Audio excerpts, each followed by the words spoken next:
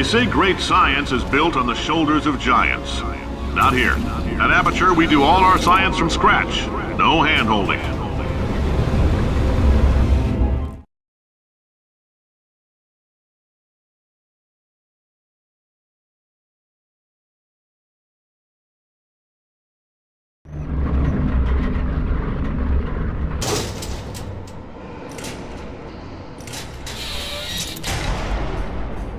All right, let's get started. This first test involves something the lab boys call repulsion gel. You're not part of the control group, by the way. You get the gel. Last poor son of a gun got blue paint. All joking aside, that did happen. Broke every bone in his legs. Tragic, but informative. Or so I'm told.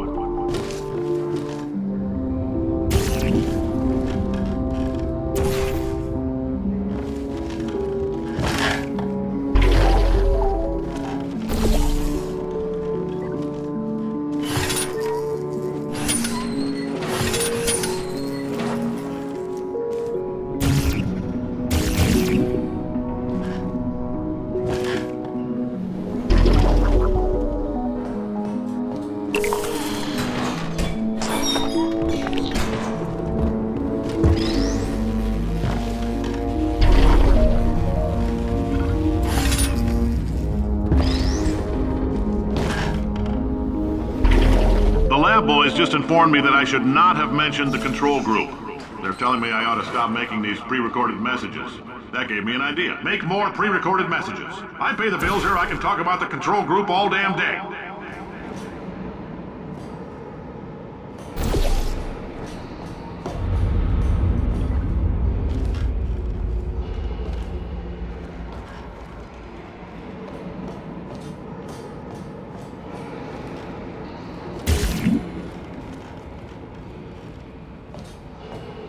For this next test, we put nanoparticles in the gel.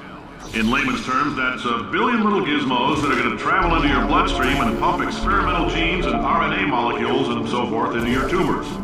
Now, maybe you don't have any tumors. Well, don't worry. If you sat on a folding chair in the lobby and weren't wearing lead underpants, we took care of that too.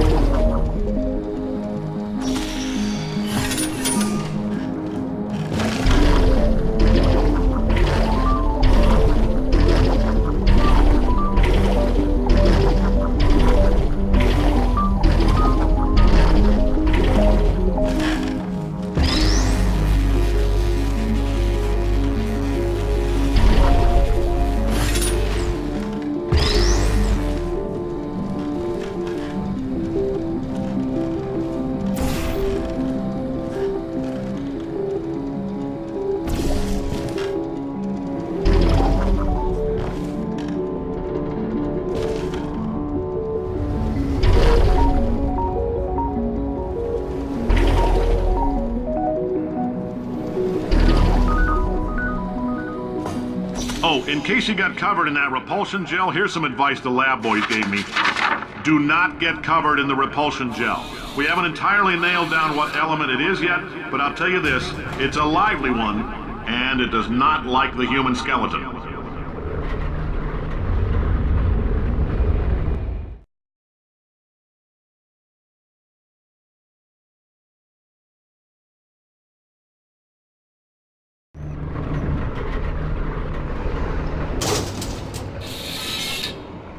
All these science spheres are made of asbestos, by the way. Keeps out the rats. Let us know if you feel a shortness of breath, a persistent dry cough, or your heart stopping, because that's not part of the test. That's asbestos. Good news is the lab boys say the symptoms of asbestos poisoning show a median latency of 44.6 years. So if you're 30 or older, you're laughing. Worst case scenario, you miss out on a few rounds of canasta. Plus, you forwarded the cause of science by 3 centuries. I punch those numbers into my calculator, it makes a happy face.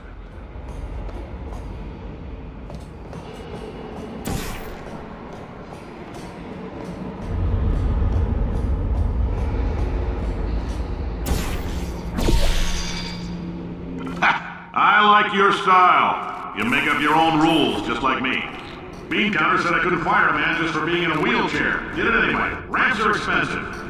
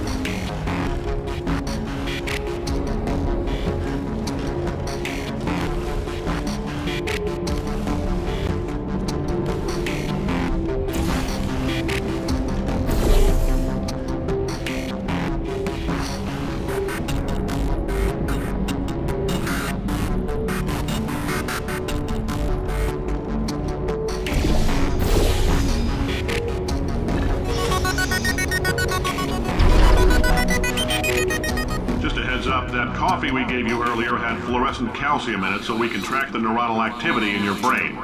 There's a slight chance the calcium could harden and vitrify your frontal lobe. Anyway, don't stress yourself thinking about it. I'm serious. Visualizing the scenario while under stress actually triggers the reaction.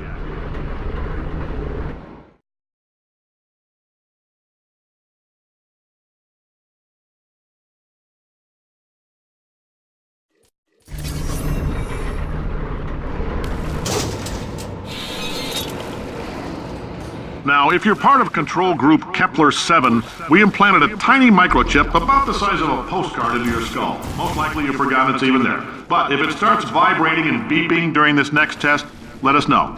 Because that means it's about to hit 500 degrees, so we're going to need to go ahead and get that out of you pretty fast.